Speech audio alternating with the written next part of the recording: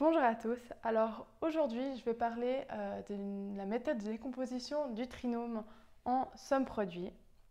Alors cette vidéo sera décomposée en trois parties. La première, je vais vous faire un petit rappel de cette méthode. Dans un deuxième temps, je vais vous montrer la démonstration de cette méthode plutôt usuelle. Et dans un troisième temps, je vais vous faire une démonstration un peu plus précise de cette méthode. Donc, pour le rappel de la méthode, ce qu'il va falloir faire, c'est de prendre un trinôme du second degré, donc ici 6x² plus 11x plus 4, avec comme coefficient que des nombres entiers. C'est hyper important. Et ce qu'il va falloir faire, c'est trouver deux nombres entiers de nouveau, dont la somme va faire 11, et dont le produit fait 6 fois 4, donc 24. Si on cherche un peu, on va se rendre compte que ces deux nombres sont 3 et 8. Du coup, ce qu'il va falloir faire, c'est décomposer ce 11x en 3x plus 8x. Donc, on va écrire ce trinôme sous cette forme-là, 6x² plus 3x plus 8x plus 4. Et on se rend compte qu'au final, ça ne change rien puisque 3x plus 8x, ça donne aussi 11x. Maintenant, ce qu'il va falloir faire, c'est de faire une double mise en évidence. Donc, on va mettre ici le 3x en évidence, qui va multiplier 2x plus 1. Et ici, on va mettre le 4 en évidence, qui multiplie 2x plus 1.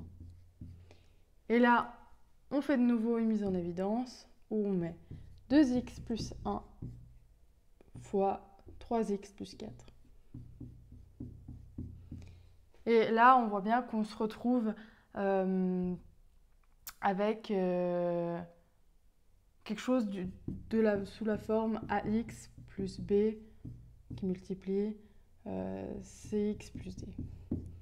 Et voilà comment on fait pour faire une décomposition. Donc, le point de départ de la démonstration usuelle, ça va être déjà de prendre le polynôme sous sa forme factorisée. Donc ici, ax plus b qui multiplie cx plus d, avec toujours a, b, c et d qui sont des nombres entiers. Et ce qu'on va faire, c'est maintenant, on va distribuer tout ça. Ce qui va nous donner acx² plus, alors, ça va nous donner axd plus bcx, donc ad plus BC qui multiplie X plus BD. Et là, en fait, le AD et le BC, ça va être les deux nombres qu'on cherche. Donc, dans l'exemple suivant, ça représente le 3 et le 8. Puis là, on peut vérifier, c'est sûr que quand on multiplie AD et BC, ça nous donne ABCD. Et on voit que c'est aussi la multiplication de AC fois BD qui donne aussi ABCD. Donc voilà, mais cette démonstration, ça nous montre l'inverse. En fait, on va partir du polynôme qui est déjà factorisé. On va montrer qu'on arrive à trouver le polynôme sous forme ax² plus bx plus c avec abc des nombres entiers. Mais ça ne nous montre pas justement depuis la forme ax² plus bx plus c qu'on arrive à trouver la forme factorisée avec des nombres entiers. Pour la démonstration plus précise, on va prendre comme point de départ le trinôme sous la forme ax² plus bx plus c avec des coefficients donc abc qui sont entiers et qui sont non nuls. Et alors ce trinôme sera en fait factorisable sous la forme ax plus b qui multiplie cx plus d avec toujours abc et d qui sont entiers. Donc il sera factorisable sous cette forme seulement s'il existe deux entiers qui sont P et Q qui ont les propriétés suivantes. Donc P fois Q est égal à AC et que P plus Q est égal à B. Alors maintenant, ce qu'on va chercher à faire, c'est d'exprimer le A et le B en fonction de ce qu'on vient de poser ici. Donc le B, on sait déjà que ça vaut P plus Q, mais ici on va dire que A est égal à P fois Q sur C. Et maintenant, ce qu'on va faire, c'est qu'on va remplacer le a et le b qu'on a trouvé ici dans cette expression ici. Donc, on peut mettre p de x est égal à p fois q sur c qui multiplie x carré, plus le b, donc p plus q qui multiplie x plus c. Et maintenant, ce qu'on va chercher à faire, c'est de factoriser cette expression. Donc, ce qu'on peut faire, c'est qu'on peut mettre 1 sur c en évidence, donc qui va multiplier p fois q fois x carré, plus c qui multiplie p plus q fois x plus c carré. Maintenant, on va distribuer ici, ce qui nous donne 1 sur c qui multiplie pqx carré plus cpx plus cqx plus c au carré. Et maintenant, comme dans l'exemple d'avant, on va faire une double mise en évidence. Donc, 1 sur c qui multiplie, alors là, les termes communs sont p et x, donc px qui multiplie, donc ici, qx plus c. Et ici, on peut mettre le c en évidence, plus c qui multiplie qx plus c. Et de nouveau, ici, on peut refaire une mise en évidence, ce qui donne 1 sur c qui multiplie qx plus c qui multiplie px plus c.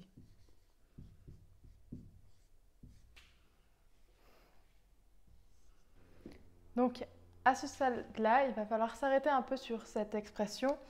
Et il faut voir que si on n'avait pas ce 1 sur c, ce serait fini, on aurait factorisé notre trinôme parce que q, c et p sont entiers, donc il n'y aurait pas eu de problème. Maintenant, on se retrouve avec un 1 sur c devant cette expression-là. Du coup, si on regarde et qu'on développe un petit peu ici, on voit que q fois x qui multiplie c et on divise encore par c, ça nous donne qx, donc c'est un entier. Si on multiplie c fois px par c, c'est aussi un entier. C fois c divisé par c, c'est de nouveau un entier. Là où ça pose un problème, c'est quand on fait q fois x qui multiplie p fois x divisé par c. Parce qu'on ne sait pas si qp sur c, ça donne un entier ou pas. Mais si on regarde, on avait posé précédemment que a, c'était égal à p fois q sur c. Ce qui fait qu'on sait que justement, p fois q sur c, c'est quand même un entier. Donc maintenant, pour savoir si p fois q sur c est bel et bien entier, il y a 3 cas de figure. Soit c divise p, soit c divise q, soit le c divise un petit peu p et un petit peu q. Donc pour vous faire un exemple, si a est égal à 2 fois 9 sur 3, donc ça fait 6, on voit que le 3 va diviser le 9. Donc dans ce cas-ci, il va diviser le q. Dans le cas où ça divise p, c'est le même principe. Et si ça divise un petit peu p et q, on peut prendre l'exemple de a est égal à 4 fois 3 sur 6, ce qui est égal à 2. Donc le 6, en fait, on peut le décomposer comme étant 2 fois 3. Et on voit que le 2 va diviser le 4 et le 3 va diviser le 3. Donc voilà pour les cas de figure. Pour le premier cas, on aura donc une expression factorisée qui sera du type 1 sur 3 qui multiplie 2x plus 3 qui multiplie 9x plus 3. Pour ce troisième cas de figure, on a 1 sur 2 fois 3 qui va multiplier 4x plus 2 fois 3 qui multiplie 3x plus 2 fois 3. Donc voilà. Donc maintenant, si on reprend le cas où le C divise le P, on aura quelque chose du style P de x est égal, alors si C divise le P, donc P sur C x plus 1 qui multiplie Qx plus C. Et là, donc P sur C, c'est un entier, 1 c'est un entier, Q c'est un entier et C c'est un entier. Donc, pas de problème. Maintenant, si le C divise le Q, bah, c'est la même chose. P de x est égal à Px plus C qui multiplie Q sur C fois x plus 1.